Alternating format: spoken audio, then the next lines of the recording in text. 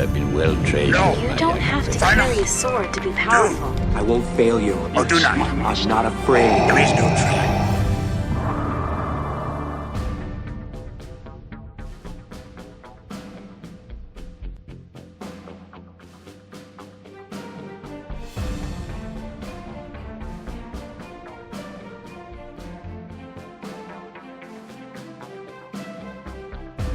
Neither is money. But I'm here with Billy. How are you doing today? Doing well, Sugi. How are you? I am very tired.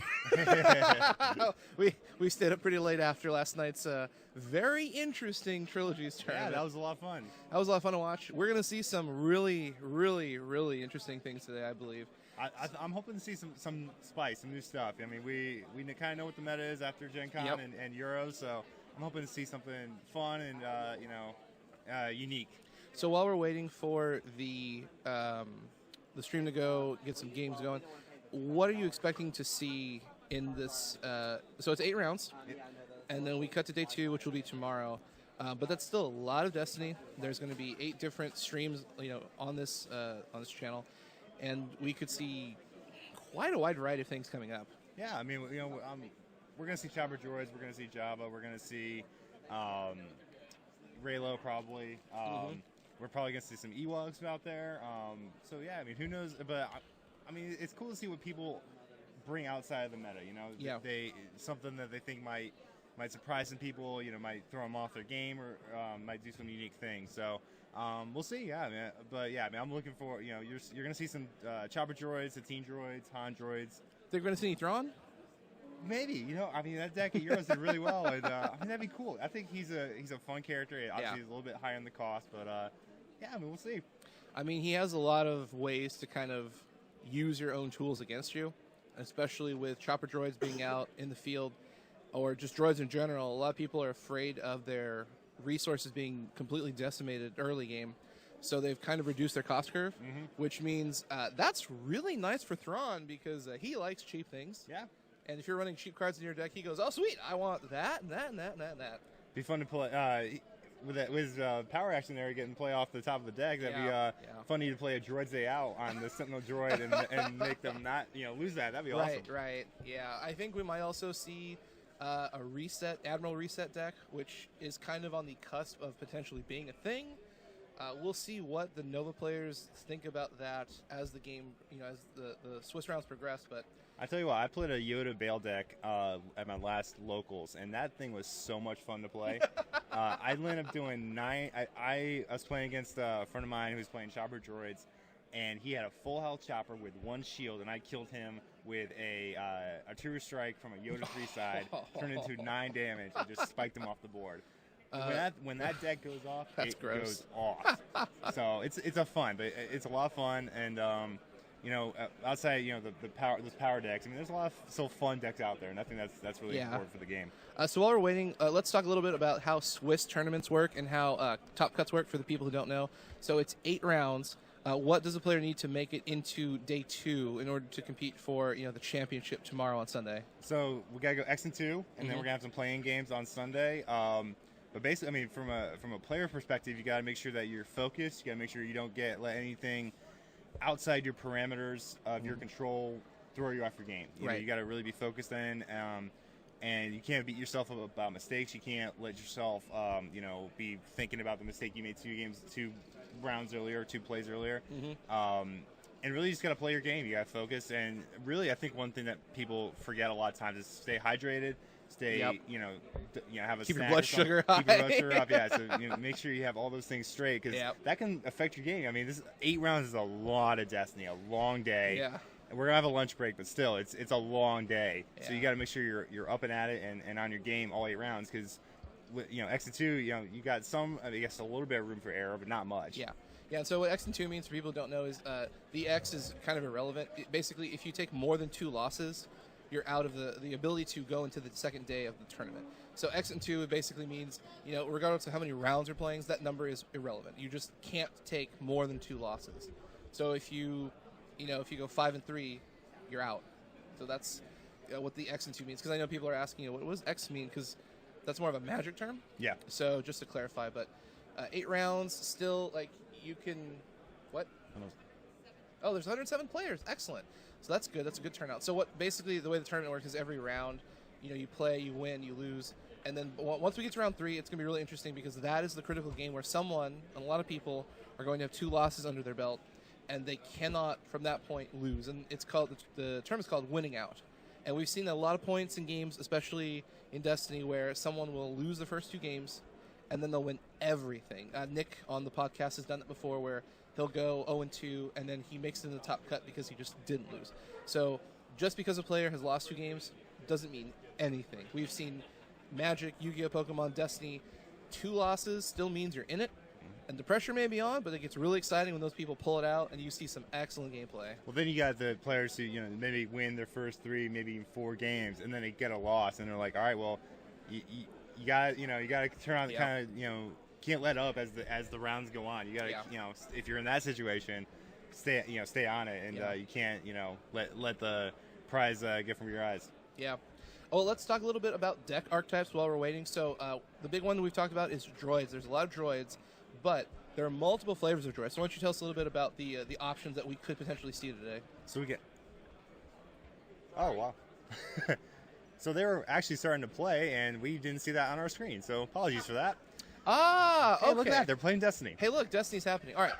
So we are playing a card game. There's some dice. So Sorry let's about talk that. about the decks really quickly. My bad. Okay. So on the left-hand side, we've got Jabba, Watt, Sentinel Messenger. On the right, we have a spicy deck of Jango 2, Mama Talzin, and Buddy... What is that? That's a Stormtrooper. Buddy Stormtrooper. All right. So why don't you tell us a little bit about what these decks are trying to do here? First of all, I love seeing the new Jango out here. That is awesome, awesome tech.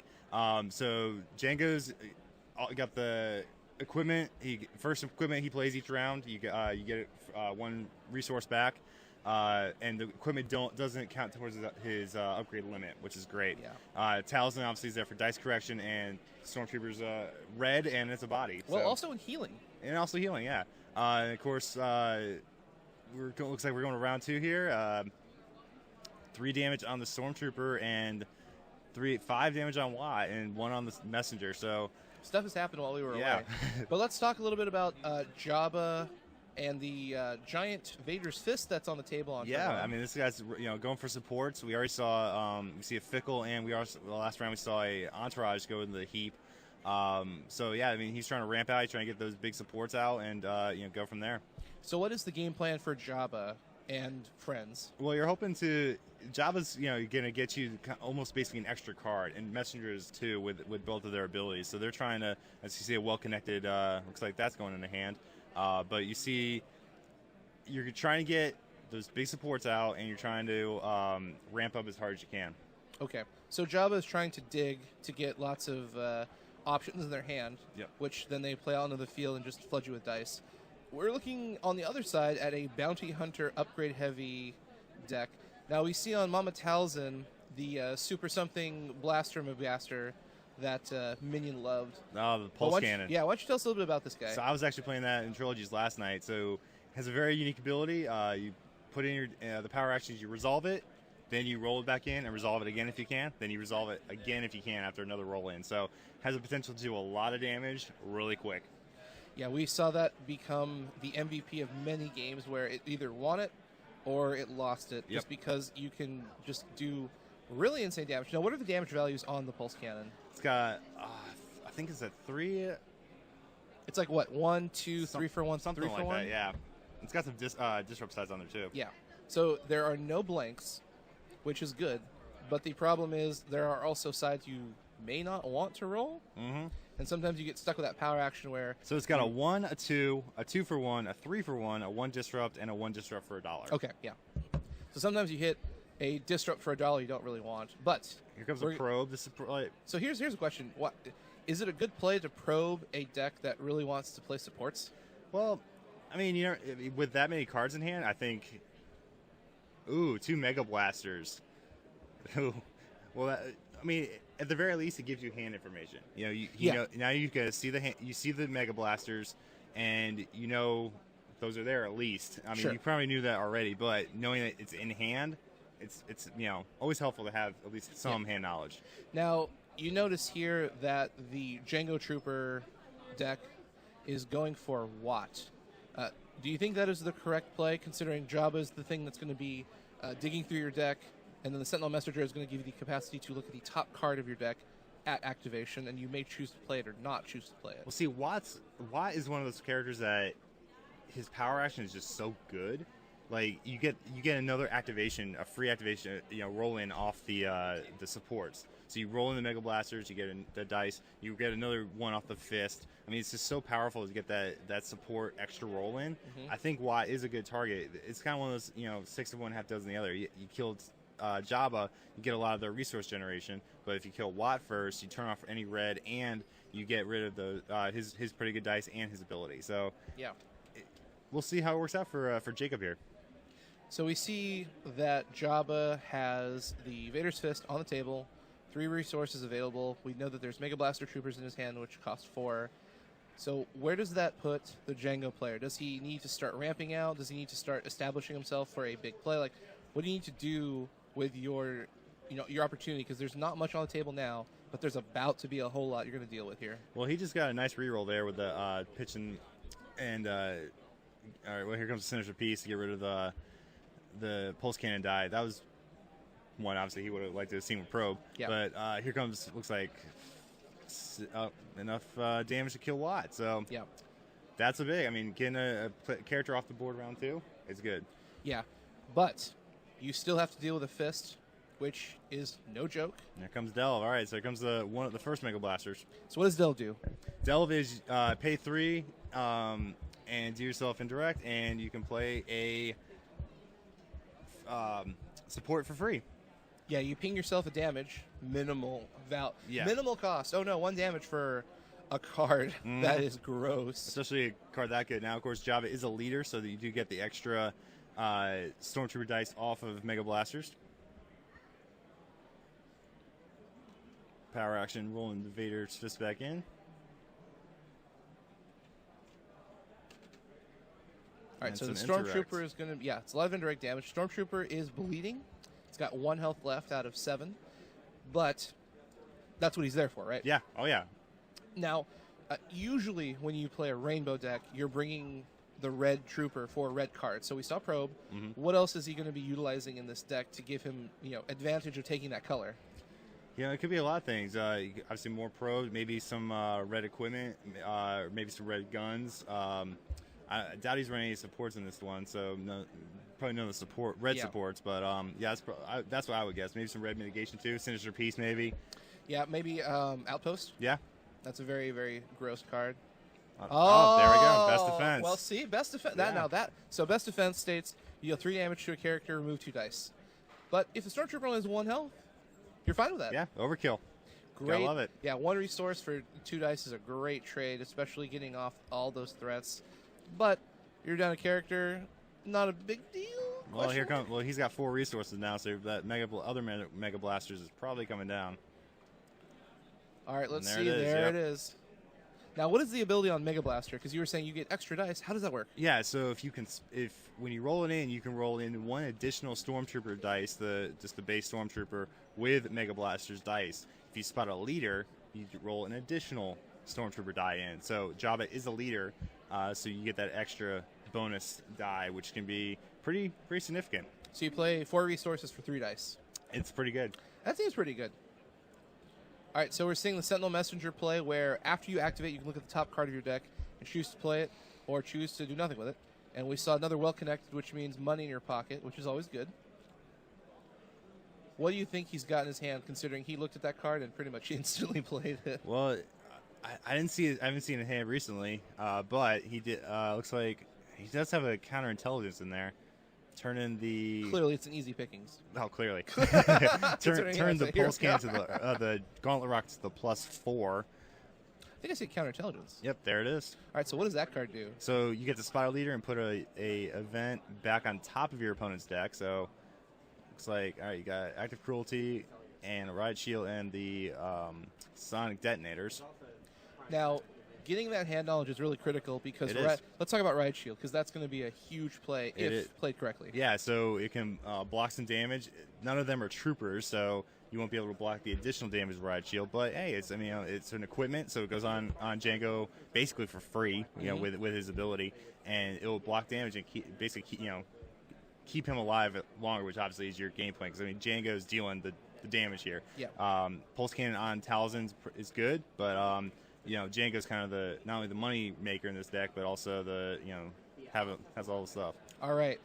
Embargo. What did he say? He had to. Well, he probably said Riot Shield. He probably said Riot Shield. That's what I would guess. All right, looks like Pulse Cannon here.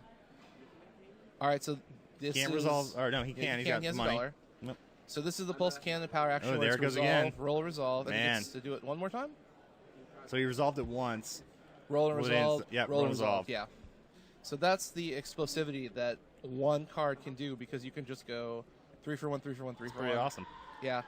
Jabba goes from I have shields to I have damage. ...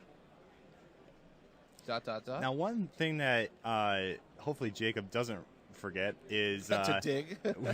on the Gauntlet Rockets, you can choose a character and turn it to the number of bounties on that character. So he can choose Jabba. Obviously, it's on the +4 right now. But if he rolled a blank down the road, and he could change it to the one side, so he makes it a little bit free focused. So we just saw No Good to Me Dead come off of the Jabba activation, which allows you to look at the top 4 cards of your deck, and you can pull out what, yellow event or a bounty? That's Jabba's ability. No Good to Me Dead was you can heal your one of your opponent's characters and get money for it. Yeah. So Jabba went from shields to I have 1 health left. Yeah. So what do you do here? That is going to be a very important crux of your deck. They got all the focus, so he can, and he knows his opponent doesn't have mitigation. Well, he does have that Riot Shield. Well, he has the Act of Cruelty, too. Yeah, what does that do? So he's going to deal 1 damage to each character, and unblockable damage, and you're going to discard a card from your opponent's hand equal to the number of defeated characters they have. Now, that costs 3, right? Costs 1. Well, that's good. Yeah. Oh, man. Well, then, you know what? He might have called Act of Cruelty. He might have, yeah. Considering that would make sense. Well, I mean, Jacob has money and he didn't play it, which you would instantly kill. Well, Jabba. it is in his discard pile, at least. Oh, one, what did he hit him with to get rid of that? I missed that. Interesting. Oh, he might have resolved a discard. He might have, yeah. Oh yeah, I see it on Jabba. Ooh, man, a lot of damage showing there from the troopers and the Mega Blasters. And there's 3 focus on deck. Yep. Well, unfortunately, we didn't see anyone claim, so I'm not sure if Jacob claimed or is still in. He does still have the Riot Shield. We don't know what was called with embargo either, so it might have been the Riot Shield. Yeah, that makes it kind of tricky because there's 2 legitimate threats in Jacob's hand. That I'm gonna assume he probably said the kill spell. Probably. So we got 2 for 6 damage on the trooper dice over there with the focus from the Sentinel and the 4 for 1 indirect on Bear's Fist. Yeah. So I think he's going to turn it into a direct damage. Yeah. Now, you just traded 4 indirect damage for 3 direct damage. Who's he going for? Jango. I mean, you got to go for Jango. Let's see. How much is that? Or, well, I mean, if you can get 9, you can go for Talzin. There's 3, 6, 7 damage. Yep. It's pretty good. Because the thing is, if you can spike out Talzin, you get rid of the Pulse Cannon. Yep. Which, as we just saw, pretty much beat Jabba in the face. You know, it's like what Leia did to him in the movie. It's just not a pretty sight. Nobody wants to see him choking to death. Nope. I mean, Leia does, but, you know. All right. Discard a reroll. Here we go. It's a blank. And another one. What did we get? Money. $1. Hey, $1's $1. All right, 3 indirect going on Talzin. Yep. Looks like Jacob did claim. Yeah. So going back to start. Does he have any cards in his hand? No. No. Oh, he must have discarded the Riot Shield. Yeah. That's very unfortunate. Or it called was Riot discarded Shield. or something like that. Yeah, that's the tough thing. Without knowing what embargo was, it's kind of a guessing game. But I would assume it's Riot Shield. Here comes Jango. All right. That's a lot of damage. That's a dead Jabba. Yeah. Definitely a dead Jabba. Because there's 3 different dice showing damage. Yep. How do you get out of this? You gotta hope. Hidden Mode's gonna help. Oh. Call him ranged on that. Yep, there it goes. All right. So Jabba's dead. Jabba eats it. So now we got 6 health left on the messenger.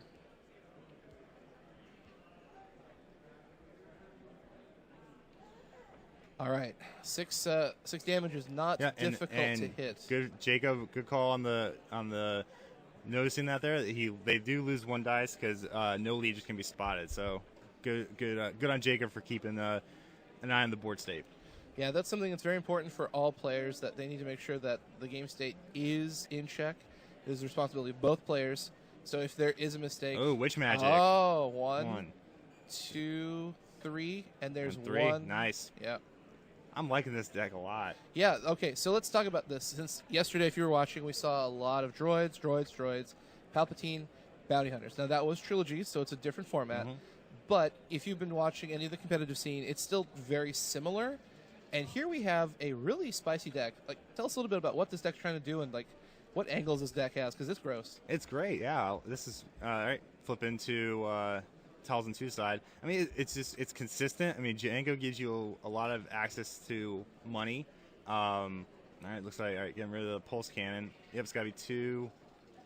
Yeah, he's got to get rid of the 2 side because it can't be, it's got to be 2 or more.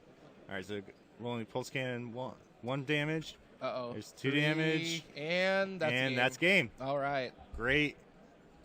Oh, no. He's got 2. All right. Oh. He's got 3 more health. Sorry. I could have. Oh, maybe he rolled a 1. He might have went, yeah. Maybe it was like 1, 1, 3. It's hard to see the values up here. All right. There. All right. There's. Well, 2 more damage. There's one of the things he needs. So. All right. Yeah.